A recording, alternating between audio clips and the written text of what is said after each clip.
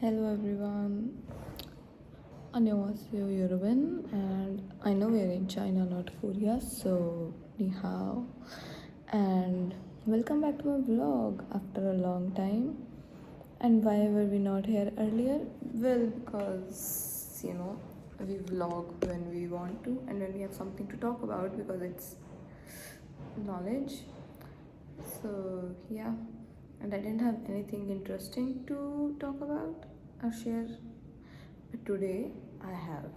And you might guess what all of a sudden came to you that you want to share. Well, today I was in a class and we were discussing philosophy, and it was like Chinese philosophy, they say, but I think philosophy all over the world is almost the same. I think most of it is same because they have the same motive and they spread the same thing, love everyone and all. So yeah, for me philosophy around the world is same, with maybe 0.1% difference in a little bit of thoughts. So we were doing that, and we came across, like, he asked a question in class, our professor, that what if a child stole food and he is poor? Would you punish? Like, he said it's okay to let him go because he was poor and he was a child. Well, I agree with you should let him go, but I don't agree that he was right because he was poor. Because as a child, the thought needs to be turned. Maybe his parents told go and get some food, and he doesn't know what's right and what's wrong. Maybe a lot of us don't know what's right and what's wrong, but at least we have a basic understanding of it because of what we learn from our childhood. So what if the child starts believing that what his parents teach him is right, and as he grow up, he thinks stealing is right and he's being rewarded for that? And it's like, reward system in business we read about in like employee benefits, and he continues doing that. Like, the child's mind is a mold. You need to, like, put the right seeds so that when a child or a plant grows, it grows into a good, bright, and big tree which helps people. Yeah, so we need to teach a child from very basic age that what's right and what's wrong and what he should do and what he should not. I know circumstances play a role, but parents still have a moral responsibility to teach the child. If not, people should. So I think in that case, the child should not be punished, but be told that, well, what you're doing is wrong because stealing is bad. You shouldn't do from the next time you take the food. He didn't get the reward, but he now knows that what's right, what's wrong. And after knowing what's right and what's wrong, if he repeats the same mistake and you still reward him, he will think that doing the wrong thing doesn't have any repercussions or doesn't have any consequences. Why would you want a society like that? Like, imagine a criminal thinking that doing the wrong thing has no consequence and he goes on doing crimes. That's how they're risen up.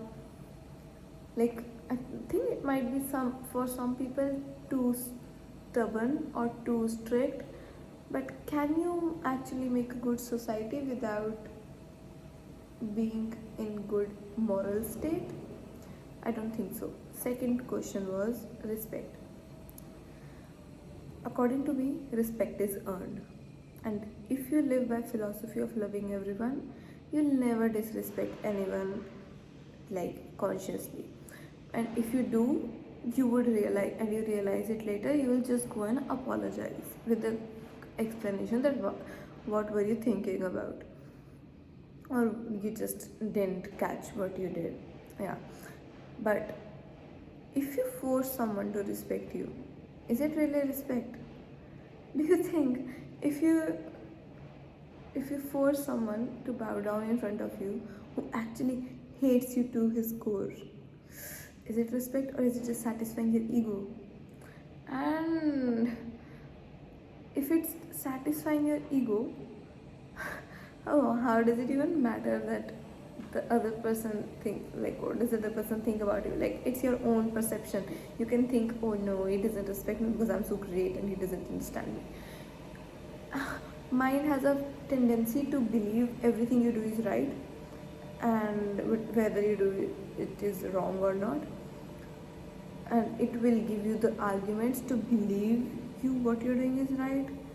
So if you go on what you want to do and not what you should do, I think everything you do would be right and there would be no social order. And that's not a society that we would want to live in. Because if your perception of right is something else and my perception of right is something else, then there's no right, no wrong, and you could do whatever you want. That's free will, agreed. But there should be a general area in which the free will can like roam around.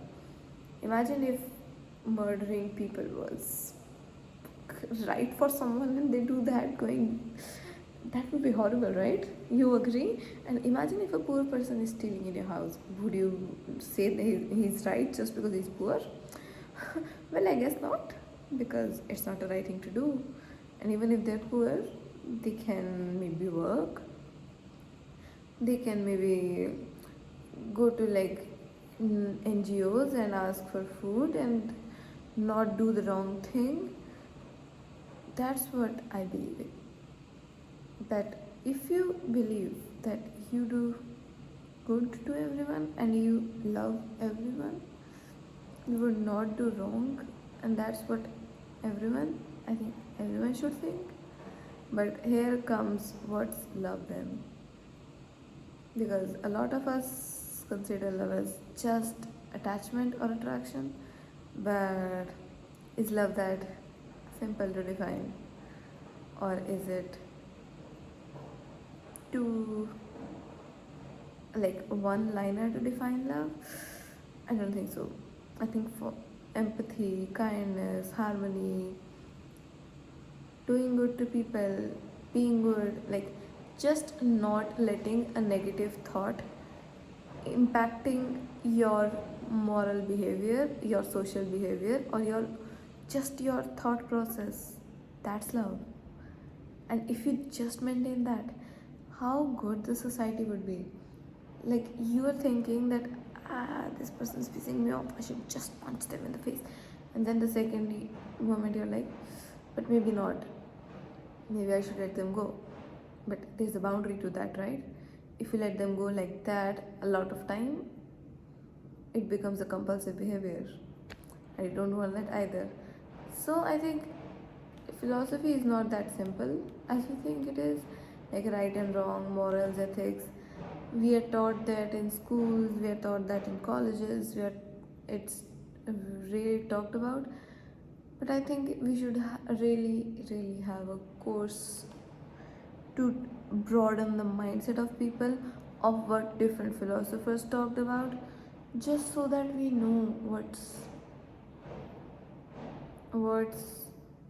like the perspective of different people, and then we can decide who we decide to follow, and let go of what we want a lot. Because when you want and when your ego comes in, when I come in, that's when things start to go wrong. If we think in we, I think everything goes well. But when that I comes in, that's when the downfall happens for the society, for oneself, for whoever it can be. And when one person believes in I think the second one has to believe, because the other person becomes toxic and selfish. And that's where I think that's from where the individualistic society was born. Because even when the single person thinks, I am so important, I want to live for myself, downfall. Red sign. Yeah. And too much of everything is obviously bad. Too much of V is bad and too much of I is bad. A balance, like taraju, like the scales should not be like this and like this. So there is a balance as well. So you should maintain that balance too. I know it sounds complicated and it needs time to sink in, so I'll leave you at 10 minutes. And if you want this type of discussion to continue, leave a comment. Leave a comment. Bye bye. See you in the next vlog. If I find something interesting really soon, I'll be back. Have a good life and think about it. And if you have some thoughts, leave a comment. I'll be interested to read. Bye bye. And maybe I'll answer them in the next one. See you.